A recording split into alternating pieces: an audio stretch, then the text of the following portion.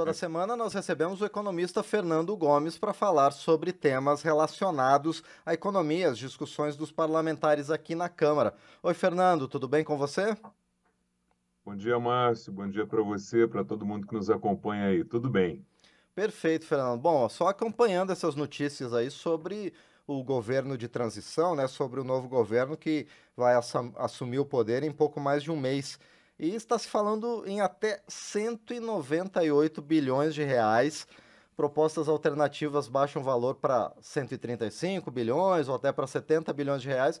Mas independentemente do número final, continuam as discussões sobre a chamada PEC da transição, não é, Fernando? Detalha pra gente os principais pontos dessa minuta de PEC que tem causado todo esse alvoroço nos últimos dias.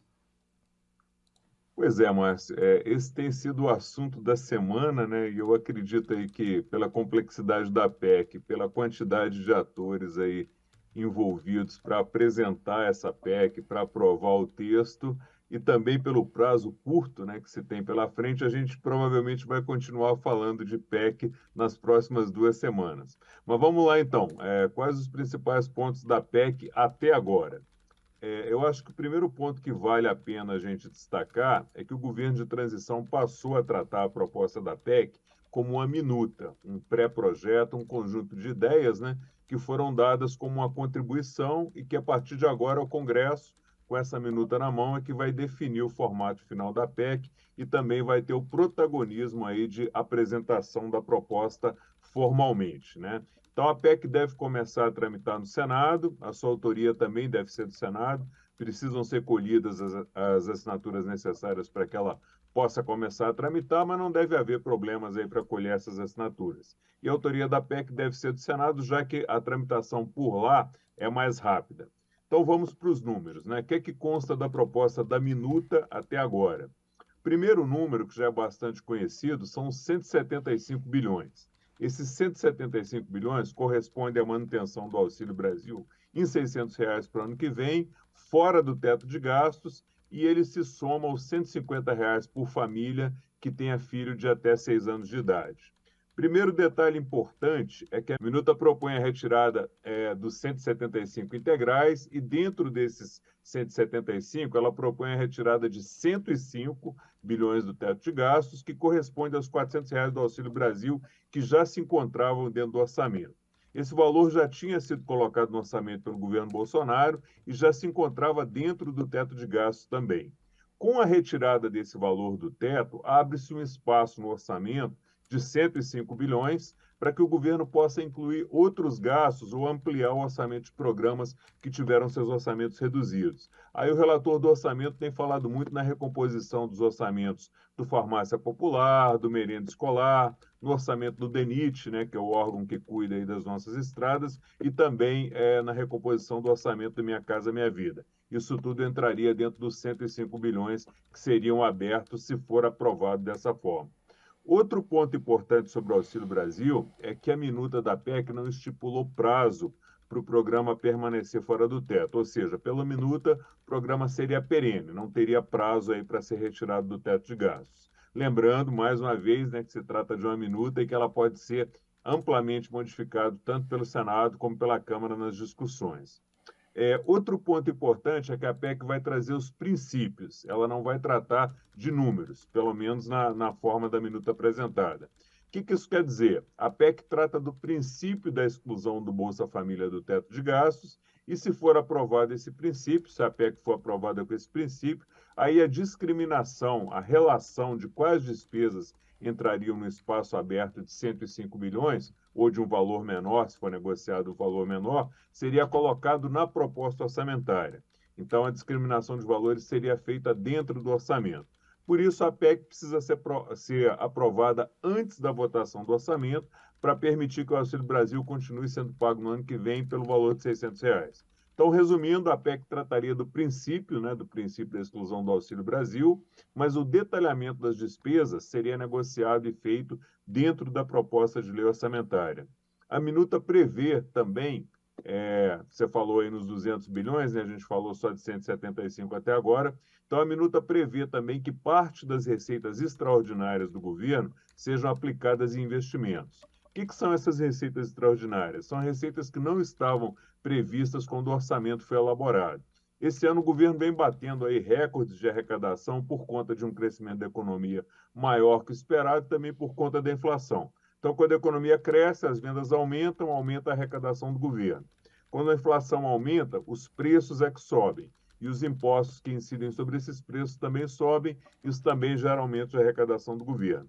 Então, a ideia é pegar uma parte desse excesso de arrecadação e essa parte ficaria fora do teto e seria usada para investimentos. Só que tem um limite aí. Essa parte do excesso de arrecadação não poderia ser superior a 23 bilhões de reais para o ano seguinte. Então, esses 23 aí com 75 dá os 200 reais, os 198 bilhões de reais de um possível estouro do teto que tem se falado. E ainda tem uma proposta também de retirar do teto as receitas próprias das universidades federais, né? Convênios que geram receita para as universidades. A universidade fez um convênio, prestou um serviço aí para algum órgão, recebeu uma receita, isso ficaria fora do teto. E ficaria fora do teto também doações para fundos. Por exemplo, se o Fundo da Amazônia receber uma doação, essa doação também, quando for gasta, ficaria fora do teto. Então, esse é um resumo da minuta que foi apresentada e que está sendo discutida. Agora, vale a pena a gente lembrar aí um fato novo que surgiu nos 2 últimos dias, é que já foram protocoladas 2 propostas alternativas à PEC.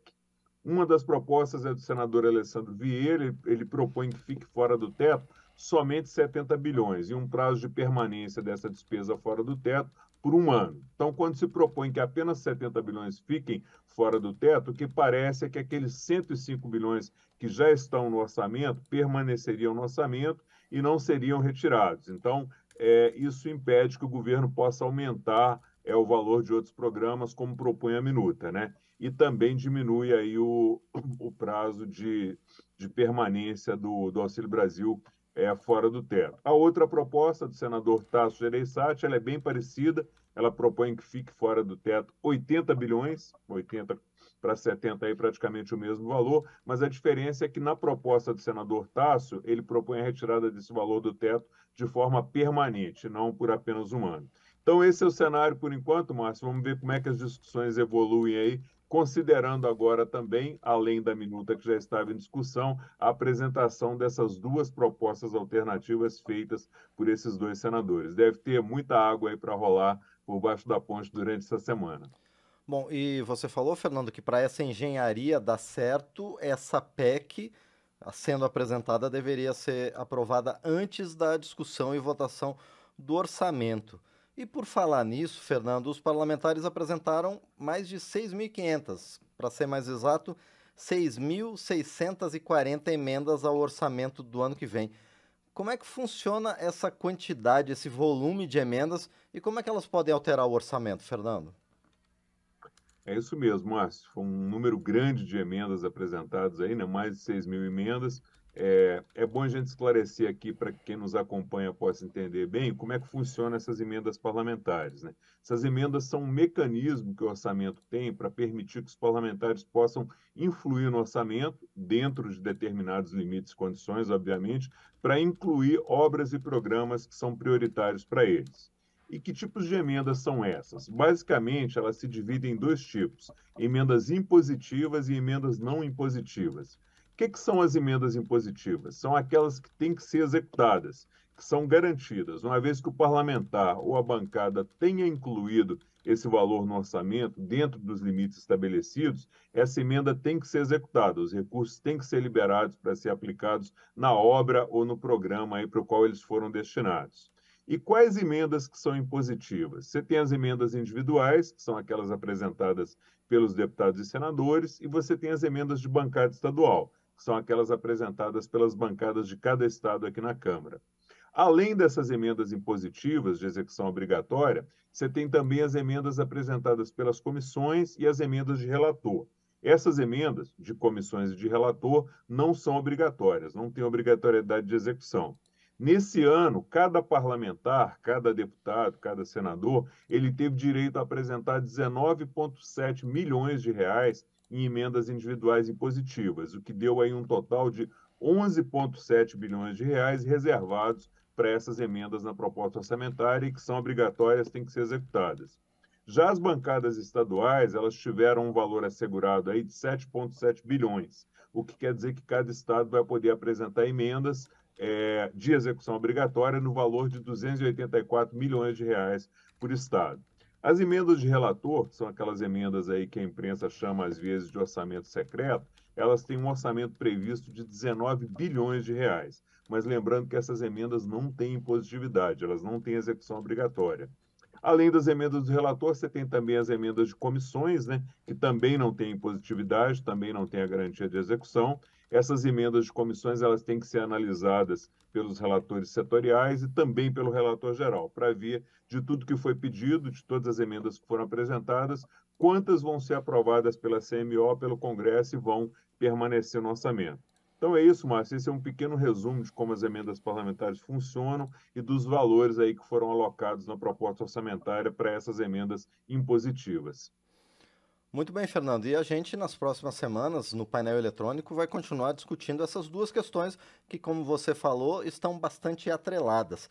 Essa chamada PEC da transição para garantir recursos, principalmente para o pagamento de R$ 600 para o Bolsa Família, e também a elaboração final, a confecção do Orçamento Geral da União, o que inclui as emendas apresentadas pelos parlamentares, pelas bancadas, pelas comissões e pelo próprio relator do orçamento. Por enquanto a gente fica por aqui, né, Fernando? Um grande abraço e até a semana que vem. Perfeito, Márcio. Semana que vem a gente deve voltar provavelmente com esses dois assuntos aí de novo. Forte abraço para você e um abraço aí para todo mundo que nos acompanha. Obrigado. Obrigado a você, obrigado novamente, então, Fernando Gomes, economista, servidor da Câmara dos Deputados, no quadro Economia Direta.